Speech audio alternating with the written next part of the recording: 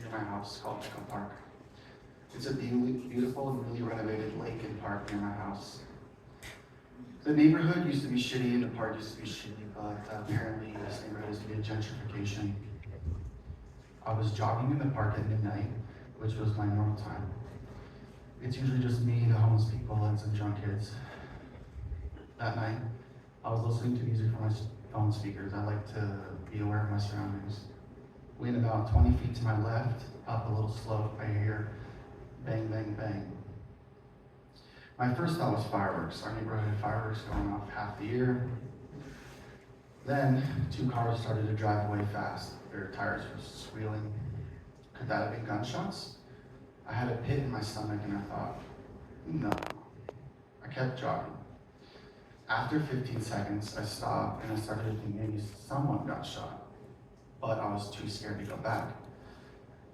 I also didn't know if the cars driving away were the shooters or the people getting shot at.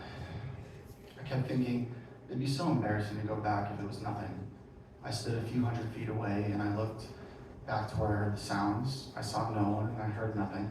I waited and I waited. Felt like forever. No one screaming, no one making any noise. I should go back. The police will be here soon, right? An ambulance? Finally, I saw the lights of a fire truck and ambulance. They went right to the place where I heard the bangs. I ran back and I saw a glimpse of them performing CPR in the back of the ambulance as they drove away. It became one of those things that kept me up at night. Why didn't I go help? Why didn't I help? Why didn't I help? I was scared, obviously, but that wasn't good enough. My friend said, obviously you didn't run towards gunshots. And sure, most people shouldn't run towards gunshots, but I had just left my job as an EMT working 911 calls. The only reason I left that job was because I had injuries, I got Lyme disease, I just couldn't do it anymore. And when I was an EMT, all I wanted was to get a shooting call. That or something cool like a stabbing, you know? Not someone with the flu or a fender bender. I never got that cool call, but one time we were doing CPR on a dead homeless man with elephantitis, and I was in charge of the resuscitation bag, and I slipped for just a second, and when they pushed down on his chest, vomit sprayed all over my face and into my eyes.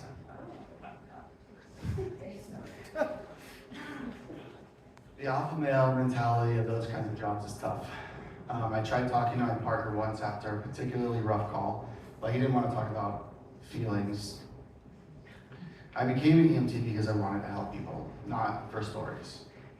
But gunshots while I was on a run felt different than when I was on the job in uniform in an ambulance with a partner showing up with lights and sirens and prepared to do that kind of work.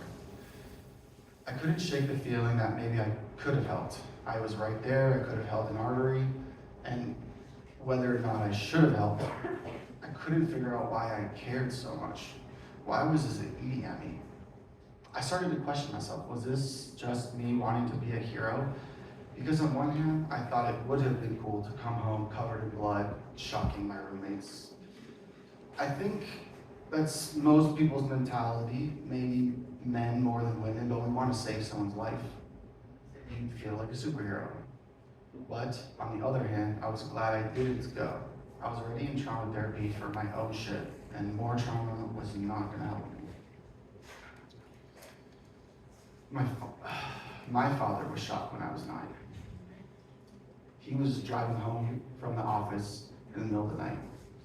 His car was boxed in and he was shot by the Italian mob. They killed him because he fought back when they tried to steal his business. He tried driving to the hospital, but only made it a couple of miles before he crashed into a pole and died. I remember being told before school. The way I remember it, when my mom told me, I got up and I asked to go play Roller Coaster Tycoon. I either wanted to block it out or I didn't understand. I talked to my mom about it a while later, and she said that when she told me, I ran away screaming. From when I was 9, all the way up until today, I wonder what my dad was thinking about during his drive to the hospital. Was he thinking about my brother and I, my mom?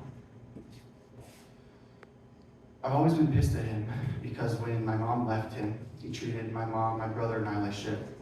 Physical abuse and threats to try and get her to come back. That darkness is not the focus of this story, but maybe he was driving to the hospital holding a gunshot wound and he was sad.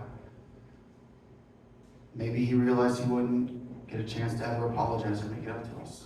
Maybe he died sad and alone. I unknowingly learned medical skills to help people like my father. It took me an embarrassingly long time to connect my shame of not helping the guy in the park with my father's death, and how I wish someone was there to help my dad when he was dying alone in the dark. I think about the guy in the park and I wonder if he had kids. What if I could have helped him and his kids wouldn't have to wonder what their dad thought as he was dying? But I was too afraid to run towards the gunshots.